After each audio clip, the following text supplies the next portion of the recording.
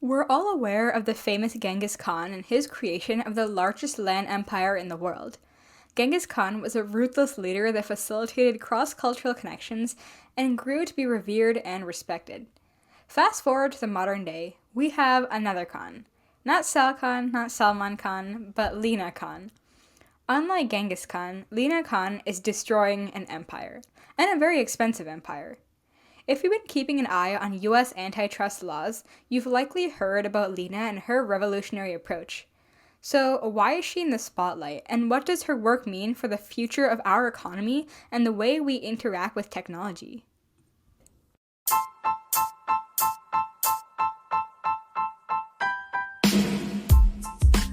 Welcome to Sustainable Sense, where we invest in climate defense. You're in for our hot take on all things money, markets, and the environment. So who exactly is Lina Khan? Lina Khan is the youngest person ever to chair the Federal Trade Commission, or the FTC, and she's only in her 30s. The FTC enforces federal consumer protection laws that prevent fraud, deception, and unfair business practices.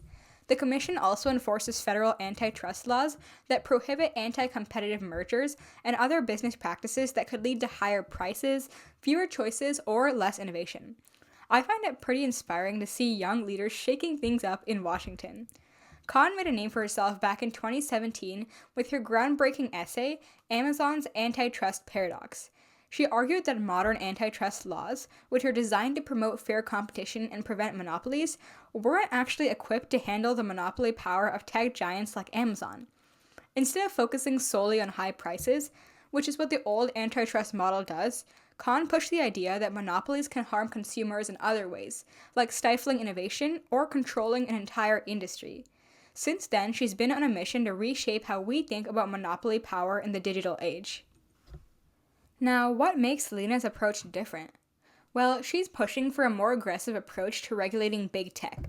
The FTC, under her leadership, has brought lawsuits against some of the largest companies, like Facebook, for example, engaging in anti-competitive practices. Remember that Federal Trade Commission versus Facebook antitrust court case that started back in 2020? The case centered on Meta acquisition of Facebook's two former competitors, Instagram and WhatsApp. The FTC alleges that Meta holds monopolistic power in the US social networking market and seeks to force the company to divest from Instagram and WhatsApp to break up the conglomerate. The Federal Trade Commission said that Meta's actions prevent consumers from enjoying the benefits of competition. Now, here's where it gets interesting. In the past, companies could argue that as long as their products were cheap or even free, so like think of social media platforms, they weren't harming consumers. But Khan's approach says, wait, just because a product is free doesn't mean it's not harmful. Data privacy issues, for example, can be a major concern even if we're not paying for a service out of pocket. Khan believes that monopolies don't just harm consumers through higher prices, but can also stifle competition and innovation. For example, if a dominant company acquires a potential competitor, it could prevent new, innovative products from reaching the market. She emphasizes the need for antitrust enforcement to consider these broader impacts on market dynamics. We're basically preventing progress and innovation by promoting monopolies. The issue has moved far beyond pricing for consumers. Khan is concerned that dominant tech companies can control entire industries, making it difficult for smaller competitors to enter the market. This control can lead to a lack of diversity in products and services available to customers. It also promotes unsustainable business models, which can lead to bubbles in the market. And we all know what happens if those bubbles burst. Her goal is to basically create a more level playing field where smaller businesses can thrive alongside large corporations. Okay, quick trivia break for all of you legal and tech fans out there. So today's question is, which of the following companies has been a target of antitrust scrutiny under Lina Khan's leadership? The options are Apple, Facebook, Amazon, or all of the above. Think you know the answer? Hold on to it and we'll reveal it at the end of the show. Now, back to the show. So all of this is swell, but what does Lina Khan's approach mean for you? Well, if her reforms take hold, you might see some changes in how tech companies operate. For example, tech giants might have to break up or change their business models to avoid monopolistic behavior. So imagine a world where social media companies have to handle your data more responsibly, or where online marketplaces can't push smaller competitors out just because they're big. This could mean more competition, more innovation, and maybe even a more ethical way of doing business in the tech world. So, what exactly is Lina Khan doing that's sparking all this controversy? Khan has taken an aggressive approach to antitrust enforcement, particularly targeting large technology companies. She's blocked or scrutinized large mergers and acquisitions, such as the proposed Kroger-Albertsons grocery store merger. She's also advocating for a broader interpretation of antitrust laws to address modern monopoly concerns in the digital age. Khan is also focused on protecting consumers by filing lawsuits against data brokers for privacy violations, addressing issues like geolocation data collection and privacy invasions, and proposing a ban on nearly all non-compete agreements in employee contracts. So, non-compete agreements are meant to protect an employee's trade secrets and confidential information, prevent employees from using insider knowledge to compete against their former employer, and maintain customer relationships and market share. They often prevent job mobility and may ultimately stifle innovation.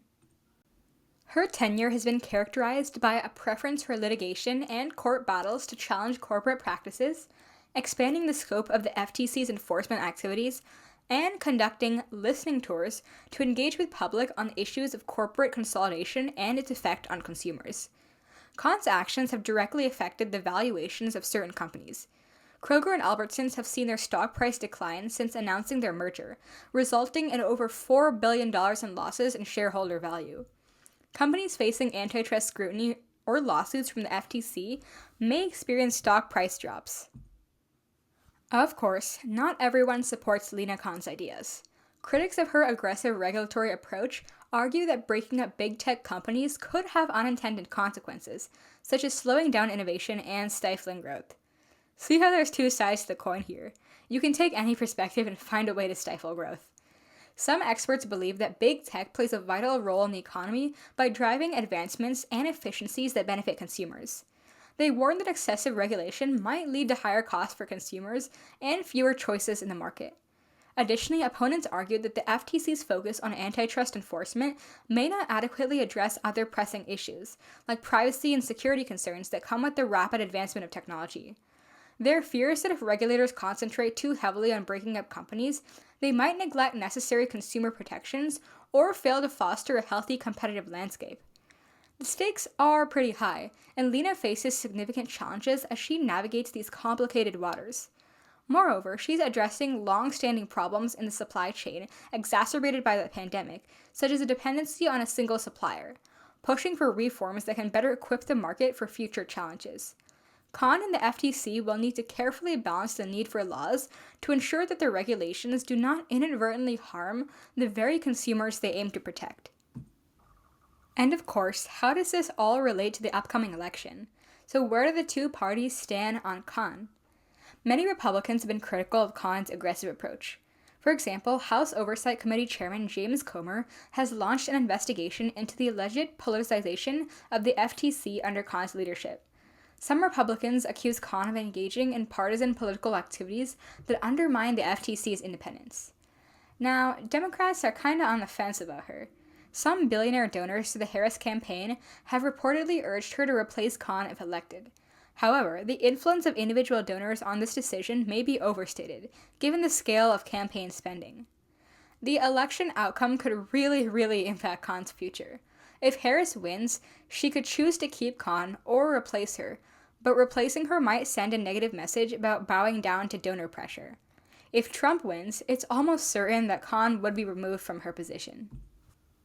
You might be thinking, how does this impact sustainability? Well, a more competitive market could lead to increased innovation in industries that rely on big tech. Think about renewable energy companies that need digital platforms to scale, or small sustainable businesses that face unfair competition from massive corporations. Lina Khan's work could help level the playing field for these smaller, innovative companies that are working to create a more sustainable world. It's all connected: big business practices, innovation, and the future of the environment. So, what do you think? Is Lina Khan the right person to take on big tech? Could her approach reshape not just how companies do business, but how we as consumers interact with technology? These are pretty big questions, and the answers will unfold over time as her policies take root. Now, let's reveal the answer to today's trivia question. If you guessed D, all the above, you're right. Lina Khan's FTC has investigated or brought lawsuits against Apple, Facebook, and Amazon as part of their efforts to curb monopoly power in the tech world. Anyway, that's it for today's episode.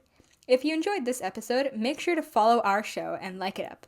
Remember, every small step we take towards sustainability makes a difference. So be sure to subscribe for more insights into the sustainable side of economic development. You can find us on LinkedIn and Instagram at sustainablecentspodcast.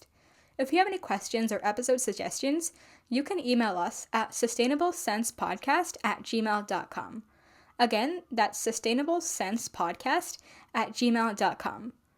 Until next time, this is your host, signing off. And as always, invest your cents in climate defense.